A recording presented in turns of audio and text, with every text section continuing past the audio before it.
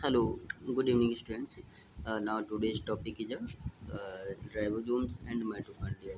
आज हमने क्लास में डिस्कस किया था on the topic of ribosomes. ठीक है, तो first cell organelles of ribosomes. What is a ribosome? तो ribosomes is a cell organelles of the cell. ये मतलब these are cell organelles. It is a microscopic cell organelles. कैसे होते हैं? Microscopic. these are microscopic and presents in a both prokaryotic and eukaryotic organism. These are present in a both prokaryotic and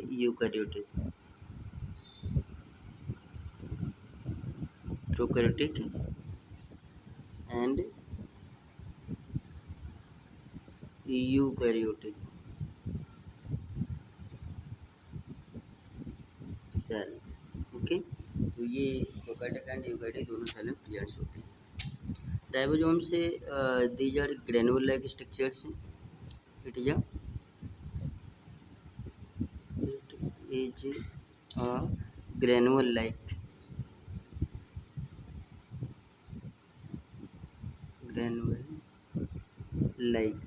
these are granule like structure या फिर rounded spherical in shape. और these are attached with these are attached with nuclear membrane. किससे attach रहता है? Attached with nuclear membrane and also attached with also attached with and also attached with. किससे attach रहता है? also attached with endoplasmic reticulum. ER. ठीक है, and also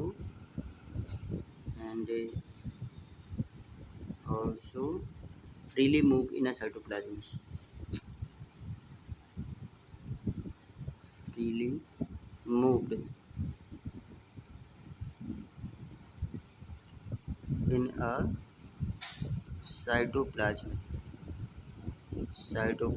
तो ये मतलब राइबोसोम्स के बारे में हम थोड़ा स्टडी करेंगे. और राइबोसोम से do not bounded by the any membrane. अगर ये हम बात करते हैं राइबोसोम से ओनली सिंगल मेम्ब्रेन से bounded. These are bounded by their single membrane. Bounded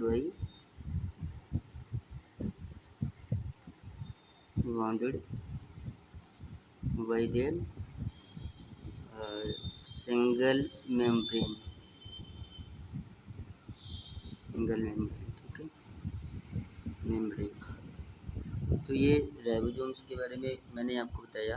ribosomes मतलब ये प्रोकैरियोटिक एंड यूकैरियोटिक दोनों सेल में प्रेजेंट्स होते हैं. लेकिन इसके ये आर ऑफ टू टाइप्स. ये कितने टाइप होते हैं? Are of basically two types. First is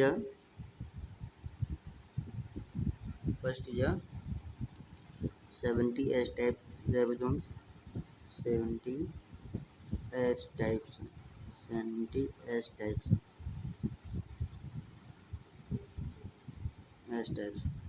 And second 80S types.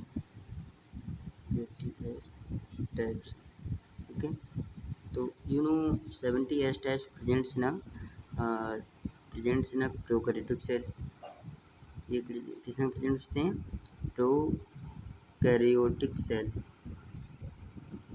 Prokaryotic cell. Okay, लेकिन जो 80S टाइप्स राइबोसोम्स होते हैं ये प्रेजेंट्स इन यूकैरियोटिक सेल. ये यूकैरियोटिक सेल। तो आपको मैंने प्रोकैरियोटिक एंड यूकैरियोटिक के बारे में पहले ही आपको बता चुका हूँ, ठीक है। तो यू नो 70S, अगर हम बात करते हैं 70S टाइप्स की, 70S टाइप्स, तो 70S टाइप से are differentiated in two parts, two सब यूनिट। तो जो एक होती है लार्ज सब यूनिट, लार्ज सब unit 50S type, 50S type से, और एक स्मॉल सब यूनिट होती है, स्मॉल सब यूनिट 40S टाइप से, मतलब 30S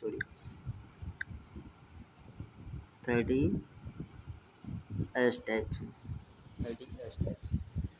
तो ये आपको इतना क्लियर हुआ कि जो मैंने 70S टाइप जो प्रोकैरियोटिक सेल में राइबोसोम्स प्रेजेंट होते हैं, ये 70S टाइप के होते हैं, और इनकी लार्ज सब यूनिट 50S की होती है, और ये स्मॉल सब यूनिट 30S की होती है। इतना क्लियर हुआ।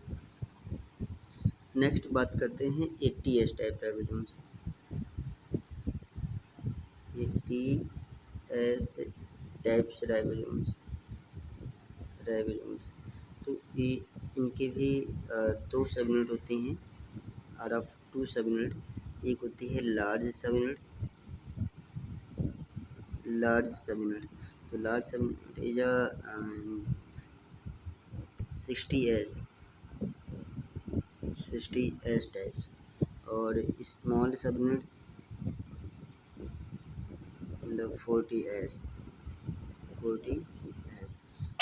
ये these are presents in a eukaryotic cell, ये किसमें प्रेजेंट्स होते हैं? यूकैरियोटिक सेल में। Both 70S types of ribosome presents in a prokaryotic cell and 80S ribosome presents in a eukaryotic cell. Okay students, तो अब हम बात करते हैं फंक्शन, राइबोसोम्स का फंक्शन क्या है। Functions basically it's synthesise of protein. जो राइबोसोम्स होते हैं ये क्या सिंथेसाइज करते हैं?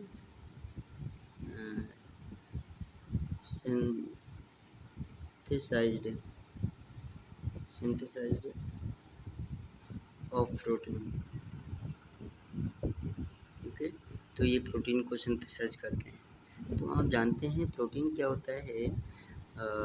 प्रोटीन राइबोसोम्स इज अ मतलब nucleus is a factory of ribosomes.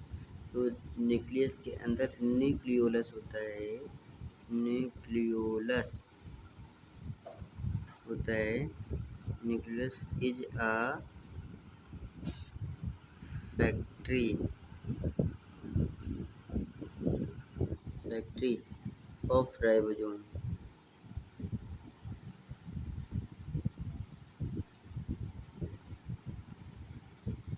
Factory of ribosomes, nucleus is a factory of ribosomes. तो राइबोसोम्स जो न्यूक्लियस होता है ये क्या सिंथेसाइज करता है? न्यूक्लियस का फंक्शन क्या है? मतलब प्रिपेयर्ड ऑफ प्रोटीन, ये प्रोटीन बनाने में हेल्प करता है, फॉर्मेशन ऑफ प्रोटीन। ये क्या करता है? प्रोटीन को फॉर्म करने में हेल्प करता है, प्रोटीन को बनाने में हेल्प करता है। ओके स्टूडेंट्स, तो हमने किसके बारे में स्टडी किया? राइबोसोम्स के बारे में स्टडी किया। तो राइबोसोम्स जो होते हैं, ओके स्टूडेंट्स, तो आज हमने डिस्कस किया राइबोसोम्स पर डिस्कस किया, और you know everybody what is a ribosomes, क्या होता है? Microscopic cell organelles which is presents in both prokaryotic and eukaryotic cell, दोनों सेल में प्रेजेंट्स होता है।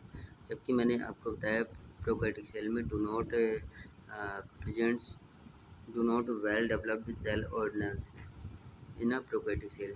प्रोकैरियोटिक सेल में सेल ऑर्गेनेल्स का डेवलपमेंट नहीं होता है, but well developed in a eukaryotic cell.